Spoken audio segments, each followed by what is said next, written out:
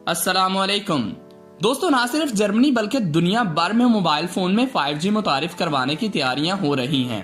Mobile phone network की 5वीं generation यानी 5G में हाई फ्रीक्वेंसी और बैंडविड्थ इस्तेमाल की जाएगी।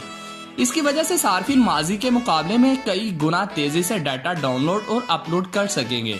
इस टेक्नोलॉजी में फी सेकंड 10 मेगाबाइट्स मुंतकिल हो सकते हैं। अभी तक GNSS के लिए 700 मेगाहर्ट्ज से 6 मेगाहर्ट्ज की फ्रीक्वेंसियां इस्तेमाल की जा रही थी, लेकिन अब 5G में 28 से 1000 मेगाहर्ट्ज के दरमियान फ्रीक्वेंसियां इस्तेमाल की जाएंगी। मुआवजा करने की सूरत में इसका मतलब ये है कि 4G इंटरनेट 3G से 10 गुना ज्यादा तेज था, लेकिन 5G 4G से 1000 गुना तेजी से काम करेगा। स्वीडन की टेलीकम्युनिकेशन कंपनी एक्रेक्सन के अंदाजों के मुताबिक 2024 में दुनिया की 40% आबादी 5G टेक्नोलॉजी इस्तेमाल करेगी। क्या हमें फिक्रमंद होना चाहिए? हाल ही में दुनिया भर में तकरीबन 250 साइंसदानों ने अक़वाम मुत्तहिदा में एक पिटीशन दायर की थी, जिस पर आलमी अदारे बराए सेहत WHO ने भी दस्तखत किए थे।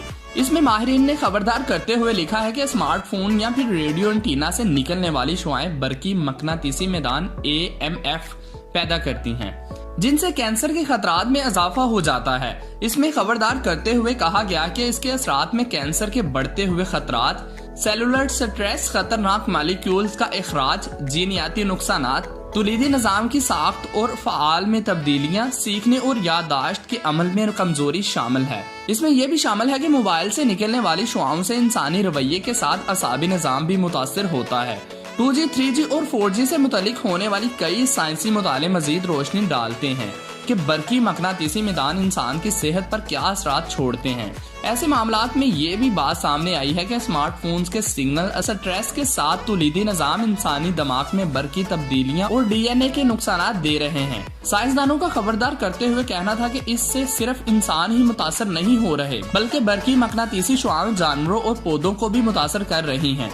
सारा डायसन जर्मनी की मशहूर आखन यूनिवर्सिटी से बरकी मकनातीसियत और माहौलियाती मुताबिकत के शोबे से वाबस्ता है। इनका एक अमरीकी तहकीक का हवाला देते हुए कहना था कि चूहों को 2 साल के लिए दिन में तकरीबन 9 घंटे बरकी मकनातीसी मैदान के जेरे असर रखा गया था। 2 साल में चूहों के असाबी निजाम, दिमाग, दिल और तुलीदी निजाम में तब्दीलियां पैदा हो गई थी। DW से गुफ्तगू करते हुए इन्होंने मजीद बताया कि अगर लहरें मिलीमीटर में और ज्यादा ताकतवर होंगी, जैसा कि 5G में हो रहा है, तो अभी तक की निस्बत सूरत हाल मजीद संजीदा हो जाएगी। कुछ साइंसदान बच्चों को लाहक खतरात से खबरदार करते हैं। बच्चों की खोपड़ी छोटी होने और इसकी हड्डियां कमजोर होने की वजह से इन शुआओं का इन पर ज्यादा असर होता है। देरे असना जर्मनी में रेडिएशन से तहफ़्फ़ुज़ के वफाकी दफ्तर BFS ने 5G टेक्नोलॉजी के इंसानी सेहत के खिलाफ खतरे जानने के लिए बुनियादी तहकीक करवाने का मुतालबा किया है, क्योंकि इस मुल्क में भी जल्द ही ये टेक्नोलॉजी मुतारिफ करवा दी जाएगी। दोस्तों, आपकी इस वीडियो के मुतालिक क्या राय है? क्या 5G को मुतारिफ करवाना चाहिए या नहीं? मुझे कमेंट सेक्शन में जरूर बताइएगा। अगर वीडियो अच्छी लगी हो तो वीडियो को लाइक और शेयर जरूर कर दीजिएगा। अल्लाह हाफिज।